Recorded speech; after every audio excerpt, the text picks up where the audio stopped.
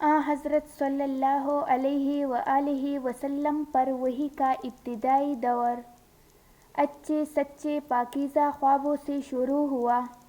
آپ خواب میں جو کچھ دیکھتے وہ صبح کی روشنی کی طرح صحیح اور سچا ثابت ہوتا۔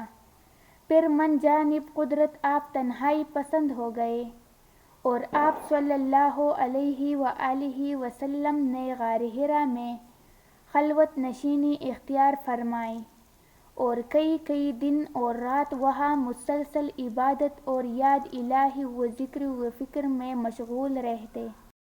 جب تک گھر آنے کو دل نہ چاہتا توشہ ہمراہ لیے ہوئے وہاں رہتے۔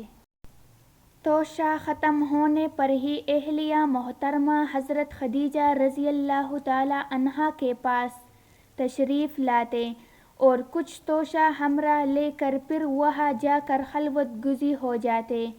یہی طریقہ جاری رہا یہاں تک کہ آپ پر حق منکشف ہو گیا اور آپ غار حرا ہی میں قیام پذیر تھے کہ اچانک حضرت جبریل علیہ السلام آپ کے پاس حاضر ہوئے اور کہنے لگے کہ اے محمد پڑھو۔ آپ فرماتے ہیں کہ میں نے کہا کہ میں پڑھنا نہیں جانتا۔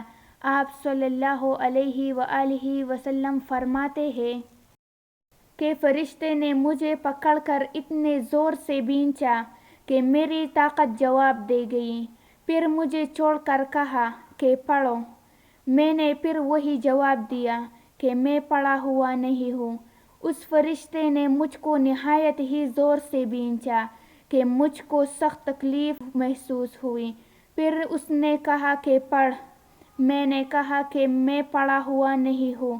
فرشتے نے تیسری بار مجھ کو پکڑا اور تیسری مرتبہ پھر مجھ کو بھینچا۔ پھر مجھے چھوڑ دیا اور کہنے لگا کہ پڑھو اپنے رب کے نام کی مدد سے جس نے پیدا کیا اور انسان کو خون کی پٹکی سے بنایا۔ پڑھو اور آپ کا رب بہت ہی مہربانیاں کرنے والا ہے۔ پس یہی آیتیں آپ حضرت جبریل علیہ السلام سے سن کر اس حال میں غار حرا سے واپس ہوئے اور آپ کا دل اس انوکھے واقعہ سے کانپ رہا تھا۔ آپ حضرت خدیجہ کے ہاں تشریف لائے اور فرمایا کہ مجھے کمبل اڑا دو، مجھے کمبل اڑا دو۔ لوگوں نے آپ کو کمبل اڑا دیا۔ جب آپ کا ڈر جاتا رہا تو آپ نے اپنی زوجہ محترمہ حضرت خدیجہ رضی اللہ تعالی عنہا کو تفصیل کے ساتھ یہ واقعہ سنایا اور فرمانے لگے کہ مجھ کو اب اپنی جان کا خوف ہو گیا ہے۔ آپ کی اہلیہ محترمہ حضرت خدیجہ رضی اللہ تعالی عنہا نے آپ کی ڈھارس بندھائی اور کہا کہ آپ کا خیال صحیح نہیں ہے۔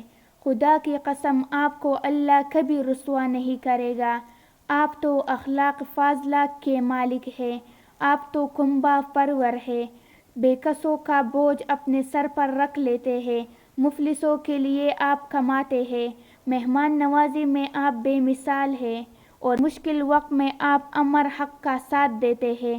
ایسے اوصاف حسنہ والا انسان یوں بے وقت ذلت و خواری کی موت نہیں پا سکتا۔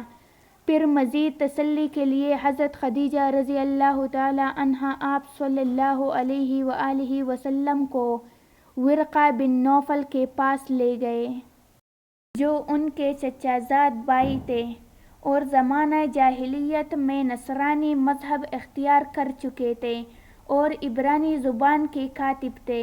چنانچہ انجیل کو بھی حسب منشائے خداوندی عبرانی زبان میں لکھا کرتے تھے۔ انجیل سریانی زبان میں نازل ہوئی تھی، پھر اس کا ترجمہ عبرانی زبان میں ہوا۔ ورقہ اسی کو لکھتے تھے۔ وہ بہت بوڑھے ہو گئے تھے، یہاں تک کہ ان کی بینائی بھی رخصت ہو چکی تھی۔ حضرت خدیجہ رضی اللہ تعالی عنہا نے ان کے سامنے آپ کے حالات بیان کیے اور کہا کہ اے چچا زاد بھائی، اپنے بھتیجے محمد صلی اللہ علیہ وآلہ وسلم کی زبانی ذرا ان کی کیفیت سن لیجیے۔ وہ بولے کہ بھتیجے آپ نے جو کچھ دیکھا ہے اس کی تفصیل سناؤ۔ چنانچہ آپ صلی اللہ علیہ وآلہ وسلم نے از اول تا آخر پورا واقعہ سنایا، جسے سن کر ورقہ بے اختیار ہو کر بول اٹھے کہ یہ تو وہی ناموس معزز رازدان فرشتہ ہے جسے اللہ نے حضرت موسیٰ علیہ السلام پر وحی دے کر بھیجا تھا۔ کاش میں آپ کے اس عہدِ نبوت کے شروع ہونے پر جوان عمر ہوتا، کاش میں اس وقت تک زندہ رہتا جب کہ آپ کی قوم آپ کو اس شہر سے نکال دے گی۔ رسول کریم صلی اللہ علیہ وآلہ وسلم نے یہ سن کر تعجب سے پوچھا کہ کیا وہ لوگ مجھ کو نکال دیں گے؟ حالانکہ میں تو ان میں صادق و امین و مقبول ہوں۔ ورقہ بولا، ہاں یہ سب کچھ سچ ہے، مگر جو شخص بھی آپ کی طرح امر حق لے کر آیا، لوگ اس کے دشمن ہی ہو گئے ہیں۔ اگر مجھے آپ کی نبوت کا وہ زمانہ مل جائے تو میں آپ کی پوری مدد کروں گا، مگر ورقہ کچھ دنوں کے بعد انتقال کر گئے، پھر کچھ عرصہ تک وحی کی آمد موقوف رہی۔ صحیح بخاری حدیث نمبر 3۔